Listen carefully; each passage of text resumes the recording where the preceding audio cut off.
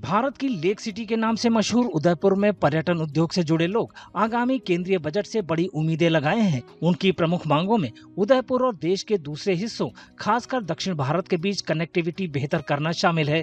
वे मेवाड़ क्षेत्र के इस लोकप्रिय पर्यटन स्थल से अंतर्राष्ट्रीय उड़ान संचालन शुरू करने की भी मांग कर रहे हैं। मैं सबसे पहले तो मेवाड़ के संदर्भ में सबसे पहले उदयपुर के लिए इंटरनेशनल फ्लाइट्स की उम्मीद करता हूँ कि इंटरनेशनल फ्लाइट्स के लिए भी कोई जो एयरपोर्ट वगैरह चल रहे हैं विस्तार में जो और जो कमी पेशी रहेगी उसके लिए बजट हो तो इंटरनेशनल फ्लाइट चालू हो। दूसरा, कनेक्टिविटी जो उदयपुर की साउथ से रेलवे की जो है वो इतनी अच्छी नहीं है, तो उस पर ध्यान दिए जाने की आवश्यकता है। नई ट्रेनें प्रारंभ बजट के अंदर, प्लस वंदे भारत जो उदयपुर से जो मुंबई चलने वाली है अहमदाबाद, वो भी सब प्रावधान हो। पर्यटन उद्योग के लिए कर छूट की मांग के अलावा कई होटल व्यवसायी घरेलू यात्रा करने वाले लोगों के लिए आयकर छूट की मांग कर रहे हैं। उनका कहना है कि इससे देश में पर्यटन को बढ़ावा मिलेगा। इनकम टैक्स में एक फिक्स दायरा लाख रुपए तक की छूट डोमेस्टिक टूर करने वाले सभी भारतीयों को मिले। उसके अंदर देश के अंदर कोई भी जैसा पर्यटक है, सपोज मैं घूमने जाता हूँ, देश का कोई भी नागरिक देश भर में कहीं भी घूमता है तो उसको अलग अलग विभिन्न कैटेगरियों के अंदर होटल में स्टे की, टैक्सी की, घूमने की, टिकट की, सबकी उसको 1 लाख रुपए तक की छूट दी जाए तो निश्चित तौर पर इससे क्या होगा, जो हर पर्यटक घूमते हैं तो इनकम टैक्स में उसको छूट मिलेगी और वो ज्यादा घूमेगा। होटल व्यवसायी 1 फरवरी को केंद्रीय बजट पेश करने की तैयारी कर रही वित्त मंत्री निर्मला सीतारमण से एक और प्रस्ताव पर विचार करने का अनुरोध कर रहे हैं। उनकी मांग है कि देश के ग्रामीण और आदिवासी क्षेत्रों में पर्यटन को बढ़ावा दिया जाए। मैं केंद्र सरकार से ये निवेदन करना चाहता हूँ कि ट्राइबल और विलेज जो टूरिज्म है उसकी तरफ केंद्र सरकार को अपना ज़्यादा ध्यान आकर्षित करना चाहिए, क्योंकि जो भी गांवों के लोग हैं उनको रोजगार की समस्याएं रहती है और वो लोग जो है वो शहरों की तरफ आते हैं, जिससे कि शहरों में भीड़ बढ़ती जा रही है।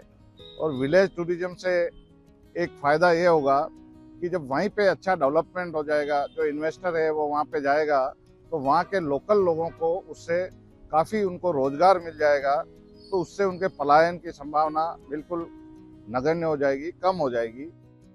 उद्योग विशेषज्ञों का कहना है कि उदयपुर राजस्थान में हस्तशिल्प निर्यात का तीसरा सबसे बड़ा केंद्र है। उनका ये भी कहना है कि घरेलू पर्यटकों की संख्या में खास बढ़ोतरी हुई है, लेकिन खर्च में उस अनुपात में वृद्धि देखने को नहीं मिली है। भू राजनीतिक तनाव और अमेरिकी राष्ट्रपति डोनाल्ड ट्रंप द्वारा शुरू किए गए वैश्विक टैरिफ ट्रेड वॉर की वजह से निर्यात को भी नुकसान हुआ है।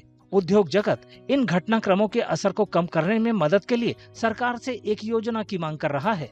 कोरोना के बाद में विदेशी पर्यटकों की संख्या में कमी आई है, लेकिन घरेलू पर्यटक उदयपुर में बहुत बड़े हैं, लेकिन कुछ परिस्थितियों के कारण उनका बजट गड़बड़ा गया है और उदयपुर का जो मेन हैंडीक्राफ्ट का, जो वाइट मेटल का, मीनाकारी का, लकड़ी का और अन्य कारीगरी का, मार्बल का जो एक्सपोर्ट है वो इस ट्रंप टैरिफ के कारण में प्रभावित हुआ है।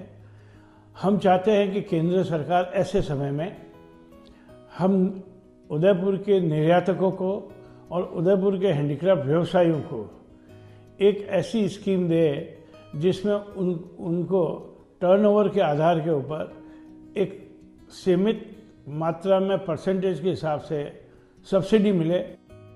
उदयपुर के पर्यटन उद्योग को आगामी केंद्रीय बजट से काफी उम्मीदें हैं और वो आस लगाए हैं कि 1 फरवरी को जब बजट पेश होगा तो उसकी कुछ मांगे पूरी हो जाएंगी।